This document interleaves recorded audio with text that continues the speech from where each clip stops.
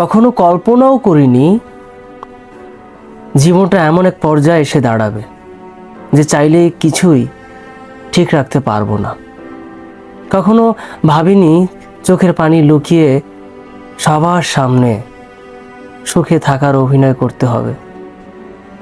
Family problem, একাকিত্ব, বিশ্বাসহীনতা, অসহায়ত্ব সব মিলে মানসিক রোগীর মতো বাঁচতে হবে। জীবনে এমন এক পর্যায়ে এসে দাঁড়িয়েছি মনে হচ্ছে জীবন থেকে হারিয়ে যাওয়ার মতো কিছুই নেই, শুধু বিশ্বাসটা ছাড়া।